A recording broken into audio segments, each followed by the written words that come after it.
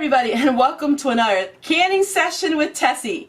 Today we are going to can some green beans. Now it's prime season for the green beans and carrots.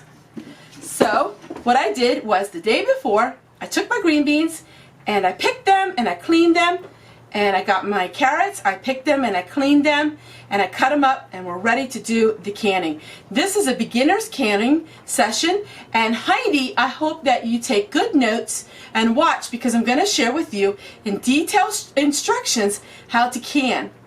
Beans and carrots are the easiest things to learn to pressure can.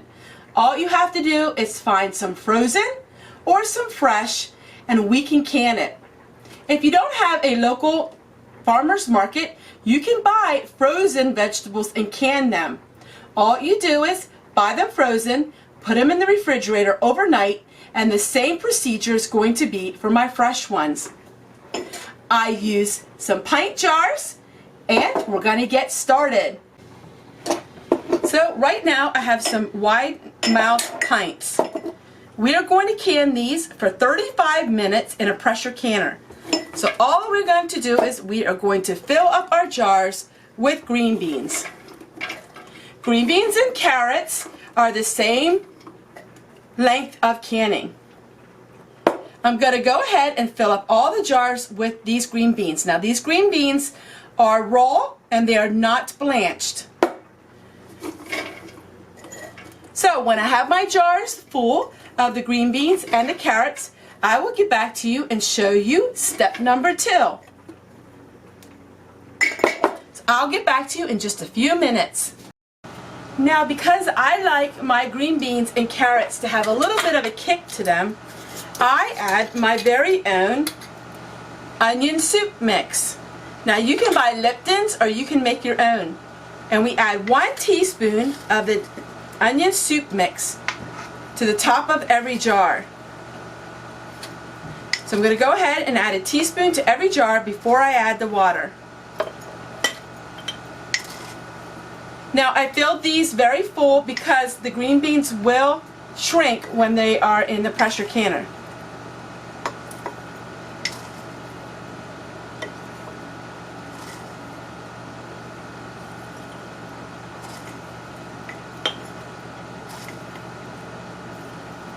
You can add fresh onions if you wish, but I like this because it has a beef broth in it.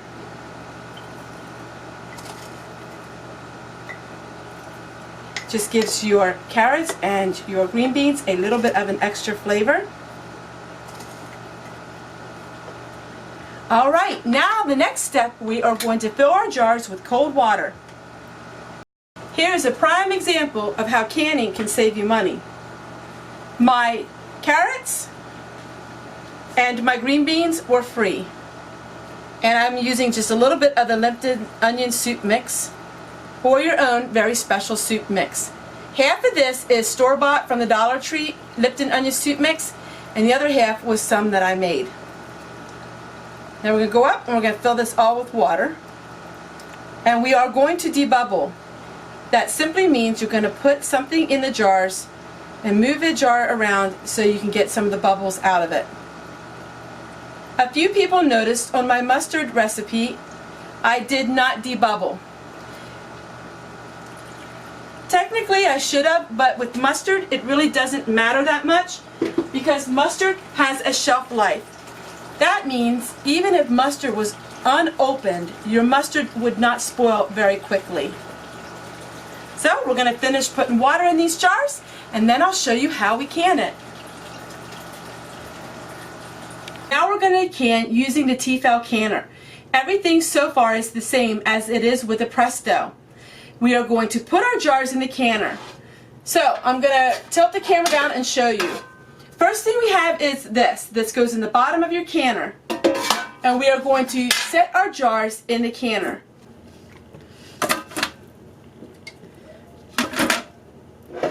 Now with the Tefal canners, you can double stacked. You also can with the 23-quart Presto canners. You can also can them double stacked. Enough of water in until your jars are about 1/3 of the way high with water. So we want to make sure we have enough of water to fill the bottom, that it's 1/3 of the way. An accessory you're going to need to buy. So this, if you want to do it double stack, so you need to get another rack. That goes on top, and then we put the jars on top. Now we have just enough room for all of the jars. Now we're going to go ahead and put the lid on. The standard lid is different than the Presto. The Tefal is all one piece and it self-regulates. We don't have any weights to put on. So we're going to put our lid on and lock it into place.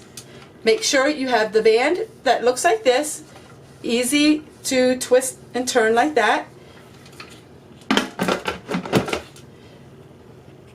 Simply the lid locks in place. Now you want to have it that it is set to steam. So it's the furthest one to the left and it's set to steam. We're going to put this on our stove for high for about 30 minutes. When you have a steady stream of steam, I'll show you what to do next.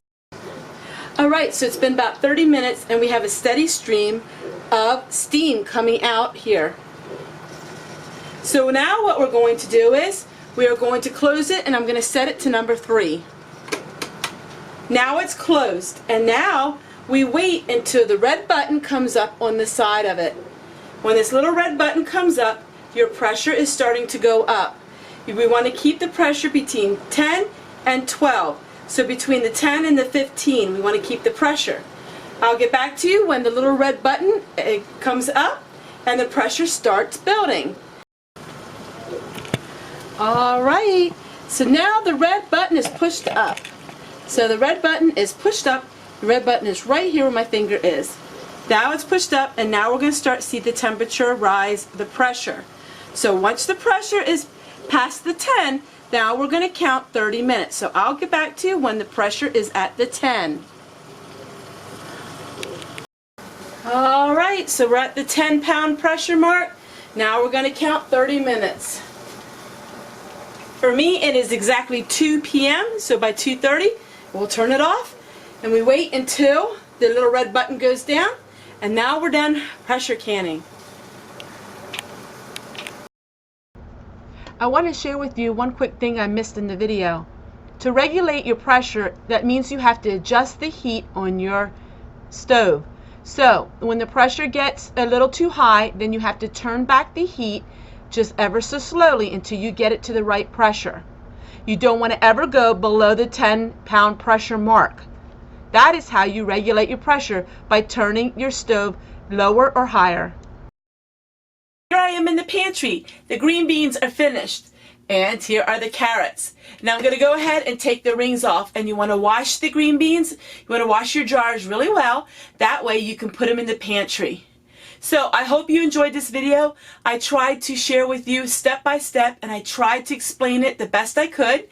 And I hope you can use this video for future reference. So here you go. There's nothing quite like having your own canned food and putting it in your own pantry. Because you never know. We could have some food shortages coming up here in the next couple months. I'm going to be doing a video on that because there is a lot of bad weather that is going out through the Midwest and everywhere. And it's a worldwide, global situation. So if you can get your hands on some food, I would can it if I were you. I also wanted to share with you, I said about the food being free. Yes, I did plant it, but I wanted to share with you that I glean old seeds for free.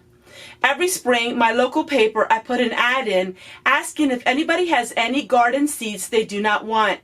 And I was able to get some seeds 2 years ago. I hope you enjoyed this canning video. I can't wait to see you guys tomorrow. And so I hope you enjoyed this canning video, and hope you can use it for reference. And it was, so I hope you guys had a fun, so take care everyone. We'll see you guys tomorrow. I'm telling you, some days it's hard to get those words to come out just right. My, oh my.